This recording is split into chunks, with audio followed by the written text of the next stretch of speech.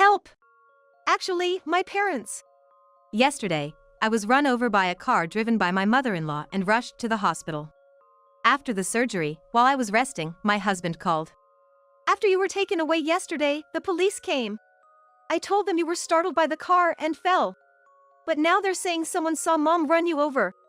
Summarizing my husband's excited rambling, it seems both my in-laws were taken to the police station. I was indeed injured by my mother-in-law driving the car yesterday. Yet, both the person who ran me over and my father-in-law, who was in the passenger seat, lied in their testimony. My husband had orchestrated it, making it seem like I fell and got injured. I was dumbfounded for a while. Hey! Are you listening? Anyway, you need to go and explain that it was just a fall. That's the first thing he says to me after I was rushed to the hospital? My anger reached its limit, and I decided to take revenge on my husband and in-laws. They must think I'll always do as they wish, but that won't happen. Then it struck me. Yes, this will surely prove I was run over by my mother-in-law. In pain, I reached for my phone again. My name is Emma, I'm 50 years old. Since marrying, I've been a homemaker. I met my husband, Hayden, in my 20s, a typical office romance. He was assigned to look after me when I joined the company. He wasn't particularly handsome or appealing to women. Naturally, I had no romantic feelings for him. I never saw him as more than a colleague, just diligently following his instructions every day. However, working together, he took a keen interest in me. I thought he was just happy to have a subordinate close to his age, but gradually realized it was more than that. Initially reluctant, I started feeling good about being flattered every day. Thinking back, I don't know what I saw in him. But I fell for his sweet talk, and we started dating. We worked together for a while, and about a year later, he proposed. Having no reason to refuse, I accepted. Convincing myself this was what life was about, I started a new chapter. At my husband's behest, I quit my job and, without discussion, started living at his parents' house. I had visited my in-laws a few times before marrying but never imagined living with them. They were warm and welcoming on those few occasions, which reassured me. By that time, my father-in-law had retired, so I spent my days with them while my husband was at work. There was no sweet newlywed life. It was nothing like I had imagined. At first, they seemed somewhat considerate, but their attitude towards me changed over time. My mother-in-law's demands grew day by day, crushing my spirit. You're able to be a homemaker thanks to Hayden, so you better be perfect at housework. Whenever something slightly displeased her, she would eagerly scold me. She never doubted her mission to educate the imperfect daughter-in-law, which seemed to be her life's purpose. She lived with her mother-in-law too and often bored me with stories of back in my day. Times and values have changed. Being forced to accept her outdated mindset was nothing but a nuisance. But due to my position, I had no choice but to silently endure her constant nagging. She often went to a cafe with her friends of the same age, where they seemingly enjoyed bashing their daughters-in-law. Oddly enough, they didn't brag about how great their daughters-in-law were, but rather competed over who had the worst one. Hearing these stories made me wonder if I would end up like them, filling me with dread. As for my father-in-law, he wasn't exactly supportive either. Although he didn't antagonize me like my mother-in-law, he complained about my cooking almost daily.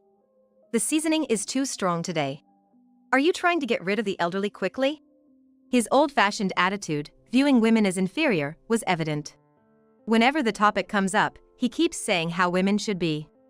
That women should be considerate and assist men, or that they should understand things without being told. It's embarrassingly idealistic. I guess some people never change, always acting high and mighty no matter their age. My father-in-law doesn't exactly pick on me. He's more about boasting his beliefs to me, proud of his outdated thinking. He'll probably never realize his mistakes and just keep getting older like this. They're just like those unpleasant in-laws you see in dramas. I've tried discussing it with my husband several times, but he always gives vague responses.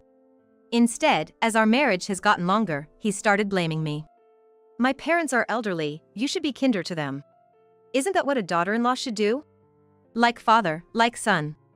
Following in his parents' footsteps, my husband also started to look down on and exploit me. He doesn't help with anything when he comes home, just sits there as if it's the most natural thing. Maybe things would have been different if we had kids, but we never had any. I went to the hospital for infertility treatments until my late 30s, but the dream never came true.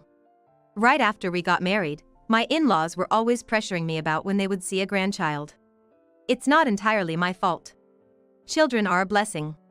It's ridiculous to think about having a baby just for my in-laws. I figured there was no need to force it, so I gave up when I turned 40. In this less than happy life, there were people who supported me. The couple, who lived across the street. Juliana and Kyle lived together without any children. Kyle's mother had lived with her mother-in-law and she didn't want to cause the same trouble, so he refused to live together. Juliana was there for me during my infertility struggles and even listened to my complaints about my in-laws. My in-laws and husband are all about appearances, so Juliana was initially surprised. I thought your husband was a nice guy. It's a bit off-putting that he's still not independent from his parents at his age. Thanks to Juliana, I managed to get through life without getting too overwhelmed. My mother-in-law, over 75, still drives herself when going out. It looks dangerous, and I've warned my husband, but he doesn't listen. If I suggest she should give up her driver's license, he explodes, "Are you calling my mom an idiot?" He gets furious, thinking I'm insulting his mother. I tried talking to my mother-in-law too, but she still thinks she's young. "Are you treating me like an old lady? You're really unpleasant," she says, getting as angry as my husband. I was worried something terrible might happen, and it did, but not in the way I expected. That day, as usual, I walked to the nearby supermarket. Without a driver's license, walking is mostly how I get around. I thought about getting a license after starting a job, but I got married sooner than expected. When I discussed it with my husband, he was against it, saying, "I can drive, so you don't need it." On sale days, I end up with too much to carry, but there's no way I can ask my husband or mother-in-law for a ride. My husband, who used to happily offer a ride when we were younger, now just scoffs and refuses. I was carrying heavy bags and had just gotten back home when I noticed. The garage door was open. Did she say she was going out today? My mother-in-law hadn't mentioned anything when I left the house. Well, never mind, I thought, passing the garage to head to the front door, when suddenly a car roared out of the garage at high speed. "Oh!" It was the only silly thing I could utter in surprise. The next moment, the car hit me without slowing down. It threw me backward by the impact and groceries tumbled from my bags. In that position, my body slammed into the asphalt. Dazed, not understanding what happened, I felt a sharp pain in the back of my head from the impact. I couldn't get up. All I could do was lie there, looking up at the sky. How long had passed when I realized Juliana was looking down at me? "Hang in there. I've called an ambulance, everything's gonna be okay." Juliana's face, speaking to me, was pale and strained. I wondered if things had gotten that serious. A naive question crossed my mind. As I moved my aching head slightly, I could see blood flowing from it. Seeing this, I began to understand the gravity of my situation. I started to realize the seriousness of the situation. But there was nothing I could do, unable to move. Soon, I could hear the ambulance siren getting closer. "Just a little longer. They're almost here, hang on." As I listened to Juliana's desperate encouragement, my head started to feel fuzzy. "No, no. Just a little longer." Despite her words, I closed my eyes. When I opened them again, I was lying on a hospital bed. A tube 4 was connected to my hand, and I could see the fluid dripping continuously. Realizing I was saved, tears naturally flowed. Moving my head slightly brought sharp pain. It was no wonder, given the bleeding. "Ugh!" As I groaned in bed, a nurse rushed over. "You shouldn't move your head yet." I had many questions, but listened silently to the nurse's explanation. It had been 1 day since the accident. I was rushed to the hospital by the emergency team called by Juliana. After arriving, I underwent surgery to stitch up my head and survived. Juliana had stayed with me the whole time, and now she had returned home as it was past visiting hours. It seemed she had contacted my husband Hayden too, but after telling him the surgery was successful, he didn't say anything else. My whole body was in pain, but there was no life-threatening injury. I just needed to rest for a while. However, I didn't feel like doing anything. With so many things to think about, I just closed my eyes. Soon after, my phone on the bedside table started ringing insistently. I didn't want to answer, but the calls persisted. After several repeats, it seemed there was no sign of giving up. I found my phone without moving my head and saw Hayden on the screen. Thinking he must be worried, I answered with a slight relief. Help! Actually, my parents. Hayden started speaking without giving me a chance to talk. After you were taken away yesterday, the police came. I told them you were startled by the car and fell. But now they're saying someone saw Mom run you over. Summarizing my husband's frantic story, it seems both of my in-laws had been taken to the police station. Indeed, I was injured by a car driven by my mother-in-law. Yet, she and my father-in-law, who was in the passenger seat, had lied. Even Hayden had instructed them to agree that I had fallen and got hurt. I was dumbfounded for a while. Fortunately, the car wasn't damaged. Dad wasn't hurt, but Mom seemed to have twisted her neck from the collision. Despite that, poor them, the police are being so one-sided. He was more concerned about the car and his parents, oblivious to my shock. How rotten can this family be? Since picking up the phone, has he said even one word of concern for me? No, nothing. He was only worried about his parents, taken to the police, and even wanted me to prove their innocence. Hey! Are you listening? Anyway, you need to go and explain it was just a fall. The number you have dialed is currently. He was talking to me one-sidedly, but he was surprised by my first response. Huh? I cut off the call. Calls from Hayden continued for a while, but I, infuriated, set my phone to reject his calls. I later learned that my in-laws had been taken to the police station, just as my husband had said on the phone. Sometime later, my husband Hayden was also taken to the police station where my in-laws were waiting. It was Juliana, our neighbor, who had seen everything unfold. She was the one who had originally called the police about my mother-in-law's crime. After accompanying me in the ambulance, she handled various procedures in place of Hayden. She was questioned by the police officers who arrived at the scene. It seems her questioning happened after they had already spoken to my in-laws, serving as a sort of corroboration of the story. Juliana noticed the accident when she heard a loud noise outside. Looking out her window, she saw me lying on the street. And she hurriedly called an ambulance before rushing out. By that time, my mother-in-law's car was gone, and it wasn't clear what had happened. Juliana was more concerned about my safety than finding the cause. When questioned, she told the truth. However, my in-laws immediately denied any suggestion by the police that I had been hit by a car. Sensing something was off, Juliana kept thinking even after the police officer left. After ensuring my surgery was complete, she returned home and discussed the incident with her husband Kyle. Then Kyle came up with an unexpected solution. The car's dashcam, it records 24/7. The accident happened right in front of our car, it must have caught everything. They checked the camera in their car together. Just as I thought. True to Kyle's hunch, the moment of my accident was recorded. The footage unmistakably showed my mother-in-law hitting me with her car. After I fell, my father-in-law peeked out of the car window before they drove away. It was a clear hit and run. Armed with the footage of my in-laws' crime, they went to the police station. They were able to prove that I hadn't simply fallen and injured myself. The police, having heard from Juliana, immediately questioned my in-laws. Despite the video evidence, my in-laws were reluctant to admit their guilt. That video is a setup. Someone is trying to frame me. Officer, please, you can't put an old lady like me in jail, right? Both my mother-in-law and father-in-law were embarrassingly adamant in denying the crime. Eventually, my mother-in-law admitted guilt, claiming she was instructed to hide the truth by her son. Indeed, Hayden had told his parents to align their stories. But I questioned my mother-in-law's sanity for betraying her own son to save herself. My father-in-law, perhaps tired from the interrogation, admitted that he was in the passenger seat but had fled without helping me. When the police interrogated Hayden, he also struggled to admit his involvement. Then a detective came to my hospital room. Your parents both say they were instructed by their son to cover up the accident. At first, they lied through their teeth, but this seems to be the truth. Perhaps feeling sorry for my ordeal, the detective spoke with evident regret. They inspected the car but found no major damage. If Hayden had repaired any damage to the car, it would have been considered evidence tampering. However, Hayden wisely decided against it. Since then, I haven't seen Hayden at all and have lost all affection for him. I told the detective about the phone call. He then said that at that time he had instructed his parents to keep their mouths shut. The detective sighed deeply after hearing this. I don't know what to say. I can only imagine how you feel.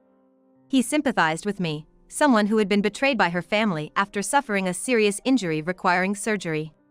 After a while of heavy silence, the detective bowed deeply and left the room. A few days later, when I was about to be discharged from the hospital, the police contacted me again. Juliana, who had come to pick me up in place of Hayden, drove me straight to the station. The detective from the previous day greeted us. It turned out he was the same one who had heard Juliana's story, and he led us inside. In the room, we were met with the gaunt figures of Hayden and my in-laws. Emma! My mother-in-law, upon seeing me enter the room guided by the detective, suddenly began to tear up. I thought it was insincere, but she seemed genuinely crying. Whether she felt relieved to see a family member or was relieved to see me alive, hoping for a lighter sentence, I couldn't tell.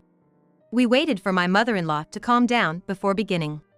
A female officer soothed her, and she finally seemed ready to talk.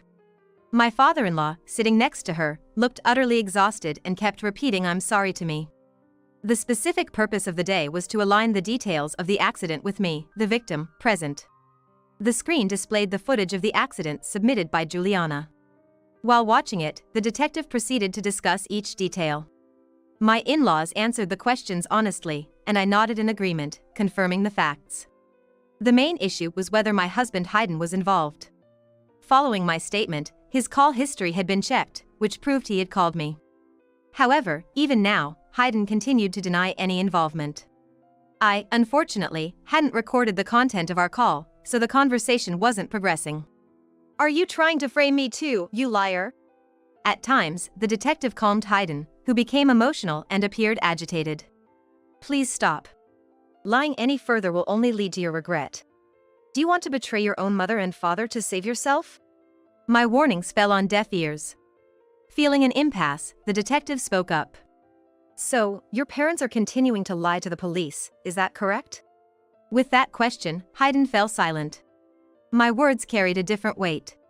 Your mother running over your wife is clearly captured on the video, which both of your parents have admitted to. But according to you, your parents, out of self-preservation, are implicating you as an accomplice. The detective's serious tone made Hayden's face tense. Do you understand? The crimes of your parents are becoming even more serious. Hearing this, Hayden finally admitted his guilt. At the very end, he realized the gravity of his actions. With Hayden's confession, all three were fully exposed. Police officers in the room started moving around hurriedly. Regarding this matter, the detective then turned to me, discussing whether I wanted to withdraw the complaint. While the crimes committed by the three couldn't be erased, this decision would significantly alter their fate. However, I firmly declined. I was lucky to survive, but their decision to flee the scene right after the accident is unforgivable. I'll be filing a complaint to ensure they pay for their crimes. My decision caused a significant stir among them. My mother-in-law cried out loud, and both my father-in-law and Hayden slumped in despair. They probably never imagined I would make such a ruthless decision. They all believed themselves to be good spouses, a good mother-in-law, and a good father-in-law, assuming I would naturally forgive them. Had they handled the situation properly after the accident, it wouldn't have come to this. But my in-laws chose to protect themselves over my life. Hayden prioritized his parents' and public image over his wife's life. I want them to reflect on the gravity of their actions and duly pay for their crimes. I stood up silently and left the room. Accompanied by Juliana, I started the paperwork in a separate room. Living with my in-laws and Hayden for years. It would be a lie if I said that it doesn't hurt my heart. Above all, I was the one most hurt. Even if my physical injuries heal, this trauma will follow me for life. Despite not having done anything wrong, I felt far from relieved. By the time we left the police station, it was already dark. Juliana, thoughtful as always, invited me to a celebratory dinner for my discharge. I gratefully accepted her invitation and headed to Juliana's home. Warmly welcomed by Juliana and Kyle, we enjoyed a meal together. For the first time in a long while, I laughed. They treated me as usual, with care and kindness. Even though my in-laws and Hayden were no longer in my life, I was now on my own, with legal proceedings and other tasks ahead. It felt overwhelming. But at that moment, I chose to forget all that and genuinely enjoyed myself. The morning after that pleasant night, I decided to divorce Hayden. There was no need to keep tormenting myself. Hayden seemed a bit chastened by the whole ordeal, but I realized I couldn't love him anymore. I immediately contacted a lawyer and brought up the subject of divorce with Hayden. At first, he seemed surprised, but soon he agreed, seemingly understanding the situation. I couldn't bear to see Hayden's pathetic state any longer, so I left everything else to my lawyer. The three of them faced criminal charges, and in addition, they were ordered to pay me a settlement. Since the divorce was largely Hayden's fault, I received a significant amount in alimony. I decided to leave my in-laws' house and rented an apartment with the money I received. I had planned to start anew in a distant place, but I chose to stay in the familiar town. There is a reason I didn't move away. Juliana's husband, Kyle, owned a company. He invited me to help out at his company. Juliana was also helping there, and I thought it would be nice to work together. I had been invited before but always declined, fearing what my in-laws or Hayden might say. Honestly, with the alimony I received, I didn't need to work anymore. But Juliana and Kyle were concerned about me. Suddenly being alone, they gave me a sense of purpose. Having spent decades as a housewife, working with friends was very enjoyable. There were many new things that confused me, but it became a significant part of my life. And so, with this new life, an unexpected encounter awaited me. I met a man through work and decided to remarry. I had told him about my divorce, but kept quiet about the alimony until we got married. He didn't blame me for it. "It's natural to be cautious after what you've been through," he said with a smile. My life changed drastically in my middle years. Perhaps more fulfilling and happier than my younger years. I was betrayed and hurt by someone I trusted for many years, but I found greater happiness that surpassed it. Grateful to the friends who always reached out to me, I began walking towards a brighter future.